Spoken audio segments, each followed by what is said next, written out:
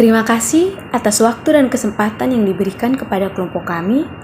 Kami dari kelompok 6 akan mempresentasikan hasil diskusi kelompok kami tentang makanan khas yang berada di Nusa Tenggara Timur. Untuk itu, kami akan memperkenalkan diri terlebih dahulu. Ketua kelompok, Maria Devriana Niga. Anggota kelompok, Maria Goritihingi, Maria Laudavika Muikeli, Marcelina Dai Payon, Maria Priscilia Klau, dan Maria Jelita Ilona Bere. Nusa Tenggara Timur adalah sebuah provinsi di Indonesia yang terkenal dengan keindahan alamnya yang memukau. Selain itu, NTT juga memiliki kekayaan kuliner yang beragam dan unik. Makanan khas NTT banyak dipengaruhi oleh budaya dan tradisi masyarakat setempat serta kondisi geografis yang kering dan tandus. Ciri-ciri makanan khas di NTT, yang pertama, bahan dasarnya, makanan khas di NTT banyak menggunakan bahan dasar lokal seperti jagung, ubi, sorghum, dan kacang-kacangan. Yang kedua, bumbu. Bumbu yang digunakan dalam makanan khas NTT umumnya sederhana dan tidak terlalu pedas. Bumbu yang sering digunakan adalah bawang merah, bawang putih, cabai, jahe, kunyit, ataupun serai. Dan yang terakhir, cara memasaknya. Cara memasak atau cara pengolahan makanan khas di NTT umumnya sederhana dan masih bersifat tradisional, seperti direbus, dibakar, ataupun digoreng. Yang pertama, suiwu'u dari Bajawa. Komposisinya, daging babi, tepung jagung, dan garam. Cara memasaknya, yang pertama, daging babi dipotong sesuai keinginan, misalnya dengan ketebalan 5 cm. Kemudian dicuci bersih dan ditiriskan. Lalu, daging babi yang sudah dicuci dilaburi dengan tepung jagung dan garam sesuai dengan selera. Kemudian, setelah itu dimasukkan ke dalam bambu tua yang bagian ujungnya diberi penutup untuk mengurangi keluar masuknya udara sehingga daging tidak cepat rusak. Biasanya, suiwu'u disimpan di dalam bambu di sekitar tungku api ataupun para-para di atas tungku api. Suiwu'u yang ingin dimakan biasanya dibakar atau disantap menggunakan sambal bersama muk yang disediakan untuk menambah kenikmatan. Ditambah lagi dengan daun pepaya ataupun singkong dan juga sambal yang telah disediakan. Manfaat dari suiwu'u selain untuk dinikmati oleh orang yang ingin bepergian jauh sebagai oleh-oleh makanan khas dari Bajawa ataupun orang yang hendak berkebun dan bertani untuk menambah nafsu makan dan semangat bekerja karena aroma khas dan rasanya yang enak. Manfaat selain itu pula untuk meningkatkan gizi buruk bagi generasi karena ketersediaan gizi yang lengkap mulai dari daging babi, ditambah tepung jagung, dan ditambah lauk lainnya. Yang berikutnya, putu dari Adonara. Putu merupakan makanan tradisional khas Lamaholot berupa pangan pokok non-beras. Bahan-bahannya lokal dari ragam tanaman yang tumbuh dan bertahan di iklim kering. Bahan pembuatan putu diantaranya ubi kayu yang telah dikeringkan, kelapa parut, kacang hijau yang telah direbus, gula merah, dan garam. Cara pembuatan putu. Yang pertama, semua bahan dicampur dalam satu wadah, lalu diisi air pada periuk tanah, kemudian letakkan di atas tungku api. Yang kedua, bahan yang sudah dicampurkan didiamkan selama kurang lebih 1 menit, kemudian siapkan tempurung kelapa yang sudah berisi air, letakkan tempurung secara berbalik dengan bagian bawah tempurung mengarah ke atas periuk tanah. Yang ketiga, campur sedikit tepung singkong dengan air, lalu ditempelkan ke bagian luar antara tempurung kelapa dengan bagian atas periuk tanah hingga menutupi bagian tersebut. Yang keempat, setelah itu siapkan daun lontar, diusahakan menggunakan daun lontar yang sudah kering agar adonan kue putu yang sudah matang dapat diangkat dengan mudah tanpa harus menghancurkan tempurung dan menjaga tekstur kue putu itu sendiri. Yang kelima, masak adonan kue putu di atas api sedang selama 15 menit lamanya. Jika adonan sudah matang, maka siap untuk disajikan. Kelayakan dan keamanan putu. Kelayakan dan keamanan putu sangat terjamin karena putu dibuat dari bahan alami tanpa pengawet.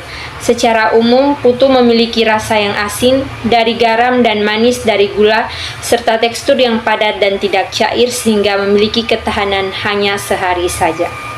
Yang berikut rumpu rampe dari Adonara. Bahan utama rumpu rampe yaitu daun pepaya muda diiris tipis, bunga pepaya muda bersihkan, daun singkong muda iris tipis, labu air muda potong dadu, jagung bose atau bubur jagung secukupnya, bumbu halus seperti bawang merah, bawang putih, cabai merah, cabai rawit, kemiri, dan kunyit. Yang berikut lengkuas, serai, daun salam, daun jeruk. Yang berikut garam, gula, kaldu bubuk, dan air. Cara pembuatan rumpu rampe: merebus daun dan bunga pepaya. Rebus daun bunga pepaya dan daun bunga pepaya dengan air garam hingga matang lalu ditiriskan. Merebus daun singkong dan labu air. Rebus hingga matang dan tiriskan. Menumis bumbu. Tumis bumbu halus hingga harum. Masukkan lengkuas, serai, daun salam, dan jeruk, tumis sebentar. Masukkan jagung bose, daun pepaya, bunga pepaya, dan daun singkong dan labu air ke dalam tumisan bumbu. Aduk rata. Bumbui dengan garam, gula, dan kaldu bubuk. Aduk rata dan masak hingga matang. Sajikan rumpu rampe selagi hangat. Manfaat rumpu rampe yaitu meningkatkan daya tahan tubuh, menjaga kesehatan pencernaan, mencegah anemia, menjaga kesehatan tulang dan gigi, menjaga kesehatan kulit. Kandungan gizi rumpu rampe: yang pertama, vitamin, kaya akan vitamin A, C, E, dan K. Folat. Mineral, kaya akan kalsium, zat besi, dan kalium. Karbohidrat dari jagung bose. Serat dari daun pepaya, daun singkong, dan labu air. Baik, makanan berikutnya loma manuk dari Adonara. Loma manuk makanan yang dimasak dalam bambu dengan cara dibakar. Biasanya makanan yang dimasak dengan cara loma adalah daging ayam kampung. Bahan-bahan yang siap untuk diloma adalah yang pertama ayam kampung, yang kedua kelapa yang sudah diparut dengan bumbu-bumbu seperti penyedap rasa, bawang merah, serai, daun kemangi, dan daun jeruk purut. Cara membuatnya pun mudah. Setelah daging ayam dipotong-potong lalu dicampur dengan kelapa yang telah dikukur, ada juga bumbu-bumbu penyedap rasa seperti bawang merah, serai, daun kemangi, dan daun jeruk purut. Setelah semuanya tercampur lalu dimasak ke dalam bambu muda yang telah dipotong setiap ruasnya. Membakarnya pun tidak menggunakan sembarang kayu. Biasanya orang Adonara membuat api menggunakan sabut kelapa, kulit luar buah kelapa. Kandungan gizi: yang pertama, protein. Daging ayam kampung kaya akan protein yang penting untuk membangun dan memelihara jaringan tubuh. Yang kedua, vitamin dan mineral.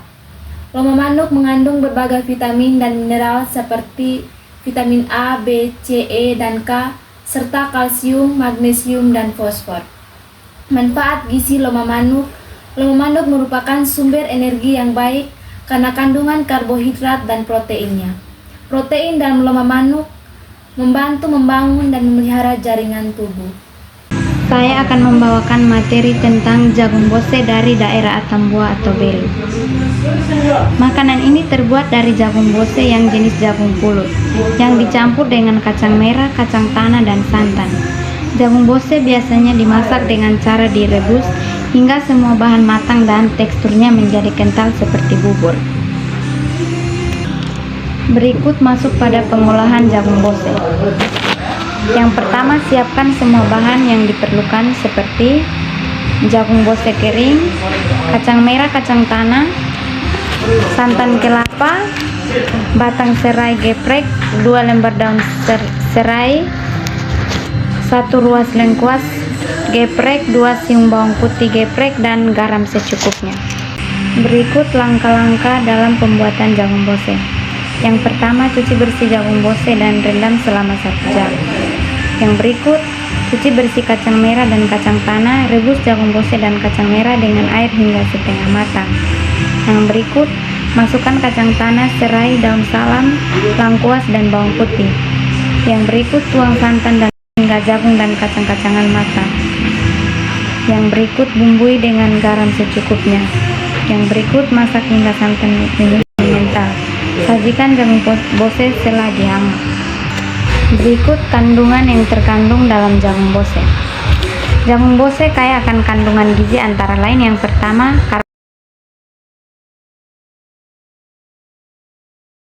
yang dapat memberikan energi bagi tubuh. Yang kedua, protein.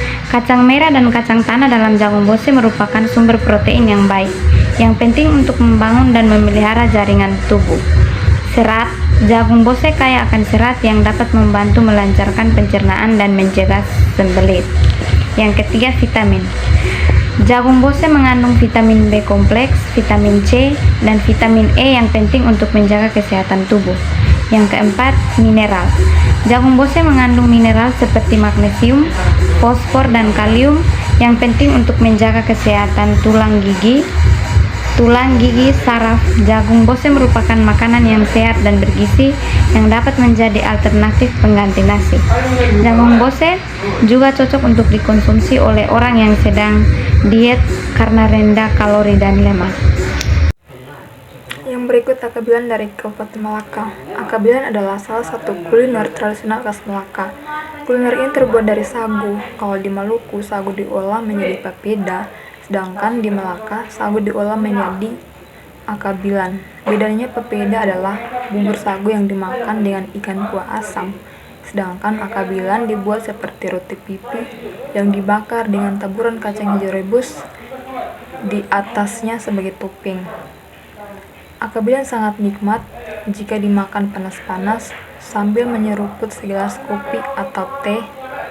Nama akabilan sendiri berasal dari dua kata bahasa Tetun, yakni kata akar yang berarti sagu dan kata bilan yang berarti dibolak-balik. Jadi kita bisa mengartikan akabilan sebagai sagu yang dibolak-balik. Hal ini memang tidak terlepas dari cara membuat akabilan yang harus dibolak-balik saat dibakar di atas dua buah kuali kecil dari tanah liat yang biasa disebut dengan istilah babilak. Adapun bahan-bahan yang dibutuhkan yaitu yang pertama sagu yang sudah disaring, yang kedua parutan kelapa, yang ketiga garam secukupnya, yang keempat kacang hijau yang sudah direbus.